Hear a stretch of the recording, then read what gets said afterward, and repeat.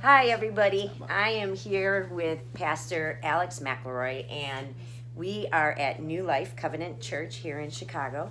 And he has been gracious enough to take a little bit of his time right in the middle of the Proof for the Truth conference going on here. That's just been amazing. Just to hang out and chat and answer some questions. How you doing? I'm doing good. How are you? Good, thank you. So, Alex, how old were you when you decided to turn and follow Jesus and become a Christian? Complete surrender. Well, the complete surrender part is the question. I believe probably at a young age, probably around 9 or 10, but I wasn't discipled. And when I got into high school, especially and definitely in college, I went off the deep end. Deep end is not even the right word. So then, maybe 25.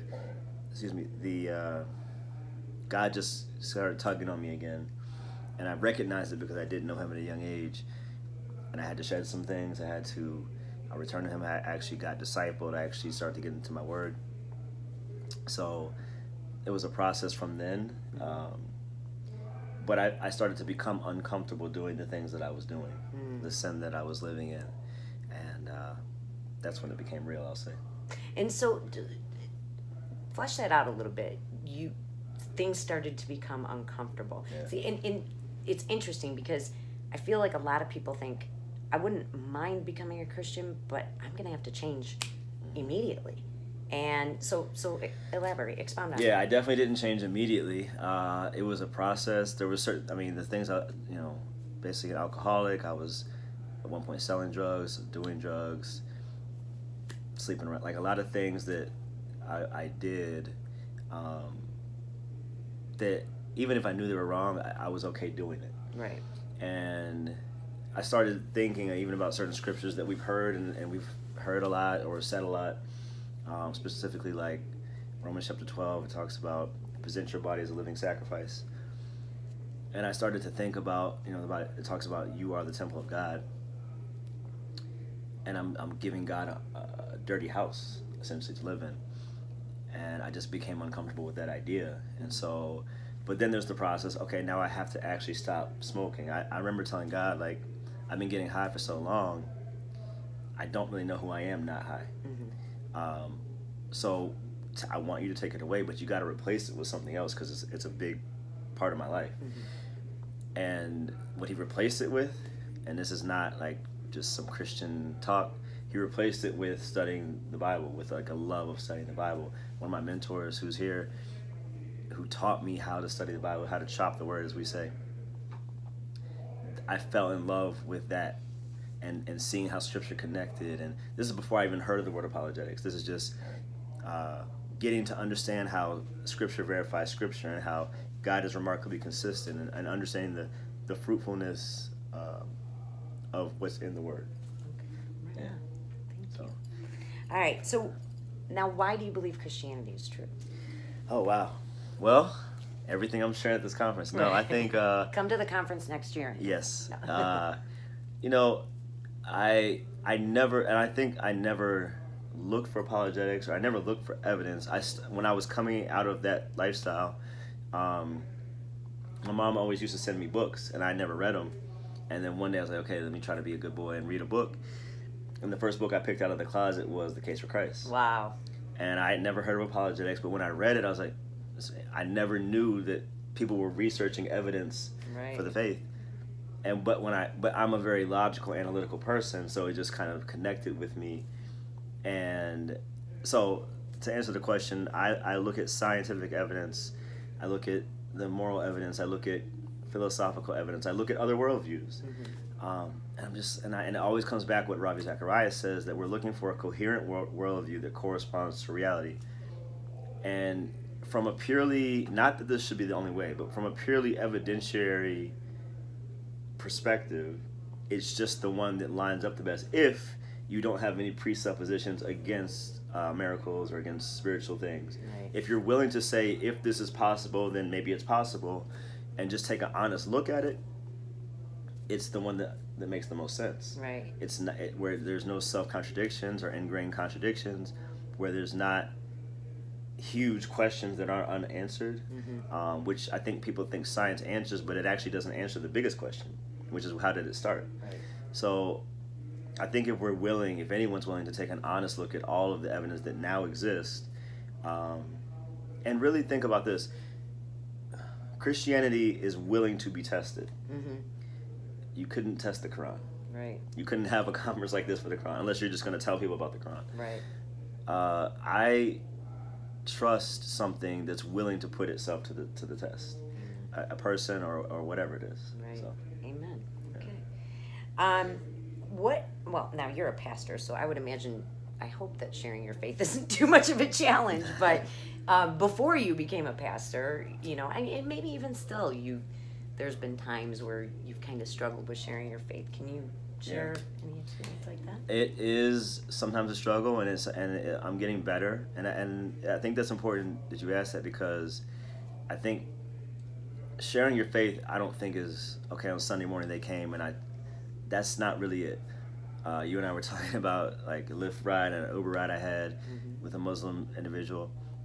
The crazy thing with mine, so I was at an apologetics conference being trained on like the arguments, and Frank released us for dinner, and me and Destry were going to the restaurant. It was like a 5-minute ride, and not only was he Muslim, but this is how the conversation started, because he was like, "Where are you from?" We said Chicago. He said, "Oh, I've been to Chicago for some Muslim conferences." I was like, "All right, let's test these arguments." But then I realized that's not going to work, and here's why. Because what I haven't told you, he was a white Irish guy. Yeah, that's whoa. And I was like, well, I'm gonna go out on a limb and say you didn't grow up in Pakistan. I'm just assuming. Right. I was like, can you just explain it? Walk me how you got here. Yeah. So he's like, well, my Protestant side of my family, or my Catholic side of my family, I tried to vibe with that, but it didn't work out. It didn't make sense. He's like, then the Protestant side, they weren't living and saying the same thing. And so, I realized reason's not the reason. It's because of his experiences. And he went as a white guy to Islam. Like, that's a big jump. Yeah. To the point you're going to conferences. And so the fact that some Christians have messed up people's view of Christianity is problematic. Yeah. But what I told him and it was a short ride, I was like, look, let me just leave you with these parting words. I don't know if I'll see you again, but don't throw the baby out with the bathwater. If you assess it based on its own merits and it's true, then forget about the people. Yeah. And just understand that people are fallen, which is why Jesus came, and which is why we need to be better at living out what he has commanded us to live out. And we all fall short of that. Yeah. But if the documents are true, if it seems that this person of Jesus is who he said he was, that he really did die, as most historians acknowledge, the tomb is actually empty, you still have to account for that. Right. So I don't know where he's at right now, but I hope maybe it sparked something, reignited something in him. Amen. I bet you it will too, because I think, it sounds like he was raised that way, so that doesn't, you might fall away, but it seems like you come back. Yeah. So, do you think there's ever a wrong way for us to share? Oh, absolutely. And that's the problem. I hear so... That's why everyone hates us. There's so many that I hear doing it the wrong way, and it makes all of us look bad. Right. I'm like, I'm not like them. Yeah, it's like... But, and we become like those that we hate. Like, so Pastor Mason's talking right now about the Hebrew Israelites, who are just, I've contended with from time to time, but their main tool is aggressiveness. Yeah. And almost badgering you into their thing. But somebody says you can never argue someone into the kingdom. The first apologetic has to be love. It has to be, I'm going to reach out. I'm not going to necessarily agree with what you're saying, but I'm going to tolerate the actual definition of tolerance. Right. I'm going to tolerate you as a human being that has dignity. So these YouTube superstars, everybody's going Facebook Live, and everybody's an expert, and there's so much pseudo scholarship. Yes. Not real scholarship. Nothing that you could ever go into a university and get away with. Right. because when you go into those settings, you have to come with factual, empirical evidence. Right. So it's good to have the facts and the truth. But if you don't present it, Ravi Zacharias, I heard him say, there's no point giving somebody a rose to smell once you cut their nose off. Wow. Yeah, that's an excellent analogy. Yeah. That's an excellent analogy. And it's sad because, and it makes our job even a little bit more difficult because there's so much information out there, people don't really feel like they need to be taught. Because if they have a question, they can just Google it. Yep. And who knows where they're going to get their information from, right? And this is why we're out here trying to put all this content out, right? Right. In the hopes that these kids will find us instead of, who knows what else. Yeah. So, talk about the difference between evangelism and apologetics. There is a difference, but I think there's also a beautiful marriage of the two. And I think...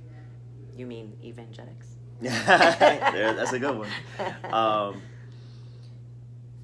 In order to do evangelism well, you got to be somewhat of an apologist, I think. Mm-hmm. Now, let's see how I say this. I think a lot of times the way evangelism is done, especially in minority churches, is like, I'm gonna come in, I'm gonna shout the gospel, Sing the gospel. Yeah. Singing. And then everyone's going to come to the altar and get saved, and then I leave. Now, even if they get saved, let's say they do, without discipleship to back that up, you've just put a target on their back and they don't know why. Oh, wow. And they leave that event, and the devil's upset because he's lost them, and there's a spiritual component. So they were on his side. He doesn't mess with anyone on his side. There's no need to. He messes with those who are a threat to his kingdom. Once you come into the kingdom of God, to be a friend of God is the enemy of his enemy, which is the devil. So if we're not going to back up evangelism with some kind, that's why I think it's the best. I mean, it's not always feasible, especially at conferences and stuff, to build relationship with all the people. Right. But in our own context, we can build relationship with either those who are disciple in the church or Muslims in a lift right, like wherever they are. And so for me, it's kind of like, whenever he needs you to be ready, are you ready? When I go play basketball a lot, there's conversations I have on the one guy who was here today from the gym where I play basketball. When I go there, like there's a conversation happening, and I'm not afraid to intervene. Mm-hmm. And not in a, man, how dare you? I'm like, oh, okay, that's interesting. One guy was talking about, he was being real loud, saying Muslim. He wasn't a Muslim. He was just trying to be antagonistic. But by the end of the conversation, he had backed away from that. He was about to come to our church. Wow. Like, just because I engaged and responded intellectually to some of the things. So evangelism, first of all, does not happen only in church, and mostly it doesn't happen in church. Right. And wherever it happens, you need apologetics to be able to give good defenses and good answers. And there's not going to be a band or a choir or an altar call. Right. It's just you and that person. That's right. Jesus, as he went, was doing ministry. So as we go, we should be engaged at grocery store, wherever you go. But people ask, wherever you go, you live a life. That's right. You have a job. You're somewhere where there's other humans. That's right. That's the place. That's right. You really listen to God's voice, because I think it's I'm not sure if it's Isaiah 6:8 that says, the Lord said, who will go for us? Whom shall we send? And I said, here, my Lord, send me. I try to remember to pray that prayer every day. That's good. In the morning, use me. This is what you created me for. Yeah. And so what advice would you give to someone who has just started tinkering around with apologetics, or, is now thinking, what is this? Like they've seen this video and this is the first time they've heard of this, and what would your advice be to them? Yeah. Don't just jump out. Study first. Learn. We met at Cross Examine Instructors Academy. I've trained under those apologists for the last 3 years. I've gone to RZM. I paid my money to go to submit to those who know this well. On top of that, I'm a reader. I think this year I've so far read 6 books. I'm trying to get 15. I try to do 15 a year, not including the podcasts and YouTubes and all the other stuff and articles I read. There's certain ones that now I can call. I can call Jim I can Wallace. call Jim too. That's and cool. And Frank. Frank, and now Eric Mason. And so Thanks. yes, thank you. So the fact that now I can get that personal discipleship in this arena, there's a reason Jesus discipled them for 3 years and then he left. Right. But we got people that read one book and they're like, I want to go. That was me. And you should go, but then just don't God go too went, far. Right. Come on, not yet. Yeah. You know. So take your time. This is the most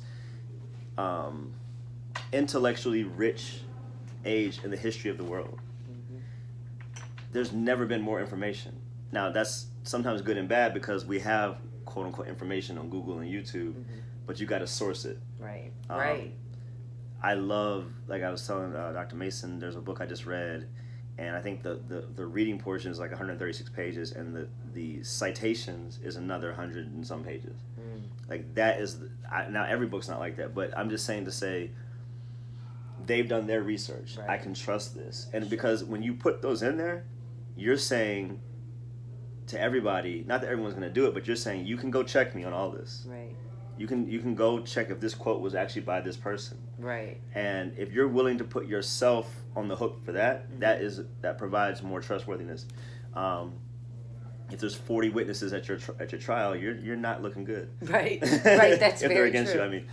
So the Bible, 40 different authors, 3 continents, three languages.